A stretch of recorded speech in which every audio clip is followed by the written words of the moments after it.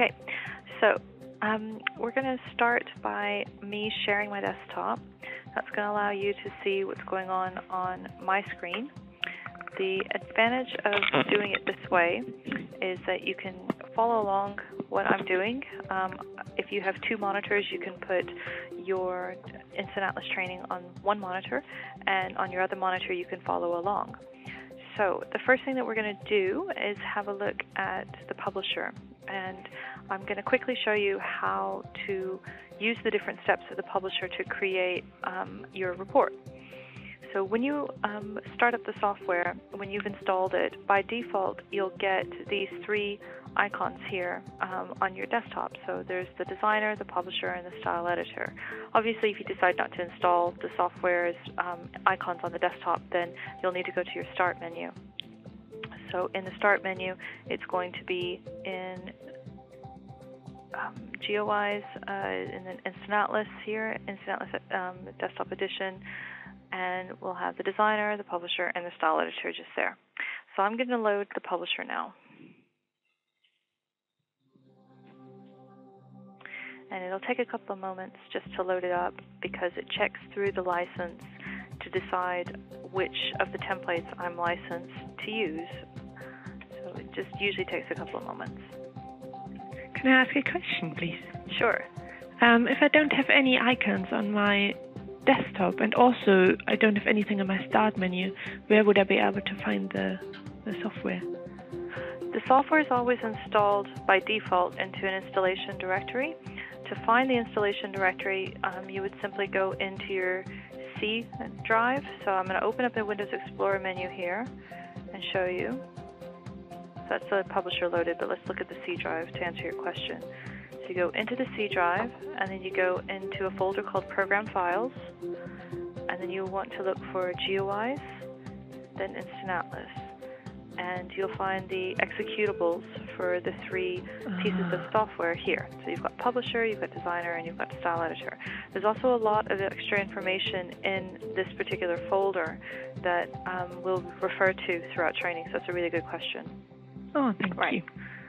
So to go through the publisher itself, I'm just going to minimize the publisher slightly so you can see the window. When the publisher loads, you just get a splash screen telling you that you've loaded the report publisher.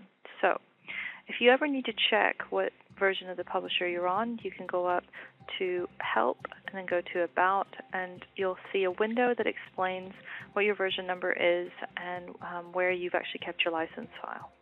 It's always good to know what version you're working in the software, because the way that the software is quite sensitive to needing to stay within its own version. So all your files need to be produced in the same version of the software. So let's get started. The first thing that you're going to do is click Next here at the bottom. And the publisher will now give you options for the template that you want to choose. So in my drop-down menu, I have a lot of templates because as a trainer, obviously, I've got access to everything. Depending on what your license is, you're going to have one or all of these showing, depending on what your organization has purchased. Do you know what your templates are? Well, I think we have the single map and area profile. Maybe another one, I'm not too sure. But these two, I think, were purchased, definitely. Okay. So we'll just start with single map because it's the easiest one to start on. And if you take the module for the area profile module, then you'll get a lot more information about the area profile. But we're going to start then with single map. It is the simplest of the templates to start with. The screenshot here shows you what we're looking to achieve. We're looking to see a map with a table element, a legend, a pie chart, with a bar chart, and time series data here with the information that's being mapped into this mapping. You do actually have the option to publish in different languages. Here at the bottom, you can do it in English, German, French, or Spanish. So if you would like to produce in one of those languages, then you can do so. Just to keep it simple, we're going to publish in English at the moment. Oh, one other question. These 4 languages, is that everything? Like if I need another language, for example, we have contact also to Japan and countries like that. Would that be an option to create reports in Japanese? Okay, So this is a standard single map report. We see that these are our postcode sectors, and we know that they're postcode sectors because it's the top listed here layer on our legend. And the second one, do you remember the name of the second geography? Well, it's a postcode district, isn't it? Yeah. So with the postcode districts, when you can switch them on and off, so you can see what they look like, and you can have them on their own as well if you want to know precisely how they look without the sectors underneath. So this is all demonstration data, so it's obviously nicely correlated. It's just demo. And we have the names of our geographies listed. We've got demonstration data listed next to those names.